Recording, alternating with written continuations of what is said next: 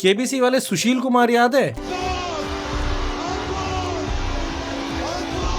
इन्होंने असली पॉपुलैरिटी 5 करोड़ रुपए कमा कर नहीं बल्कि 5 करोड़ रुपए गवा कर कमाई थी। 5 करोड़ रुपए को कमाना मुश्किल है, लेकिन उससे भी ज्यादा मुश्किल है 5 करोड़ रुपए को ग्रो करना और अमीर बने रहना। लेकिन 5 करोड़ क्या, अगर आपने 3 करोड़ भी कमा लिए तो ये पैसा कभी खत्म नहीं होने वाला। Welcome to millionaire mindset series, जिससे आप भी अमीरों की तरह सोचने लगोगे। तो आपको क्या करना है, 3 करोड़ को 2 पार्ट्स में डिवाइड करना है। पहले 1.5 करोड़ को आपको एफडी में सेव करना है, जिससे आपको 6 से 7% का एफडी पर रिटर्न मिलेगा। दूसरे 1.5 करोड़ को निफ्टी 50 में इन्वेस्ट करो, जिससे आपको लॉन्ग टर्म में 10 to 12% का रिटर्न मिल जाएगा। अब जो एफडी वाला अमाउंट था, वहां से 21 लाख पर ईयर अपना विड्रॉ कर सकते हैं। अज्यूमिंग 30% टैक्स के बाद आप 1.5 लाख रुपए पर मंथ वहां से विड्रॉ कर रहे हैं, और इस 1.5 लाख से आप अपने मंथली और डेली एक्सपेंसेस को अच्छे से यूज कर सकते हैं। फिर 10 साल के बाद 1,75,000 विड्रॉ करने के बाद और 30% टैक्स देने के बाद आपका 10 साल के बाद ये पैसा बिल्कुल जीरो हो जाएगा। लेकिन तब तक आपका निफ्टी 50 का कॉर्पस ग्रो होकर 4.65 करोड़ रुपीस हो चुका होगा। अब ये 4.65 करोड़ को विड्रॉ करके हम वापस से इसको 2 पार्ट्स में डिवाइड करेंगे। एक पार्ट को हम एफडी में डाल देंगे और दूसरे पार्ट को हम वापस से निफ्टी 50 में इन्वेस्ट कर देंगे। तो ये अमाउंट हमारा बनेगा 2.33 करोड़ रुपीस। बट इस अमाउंट पर long term capital gain tax लगेगा, जो कि आपका बनेगा 16.6 लाख रुपीस। तो long term capital gain tax आपका डिडक्ट करने के बाद आपके पास टोटल अमाउंट बचेगा एक साइड पर 2.16 करोड़ रुपीस, जिसे आपको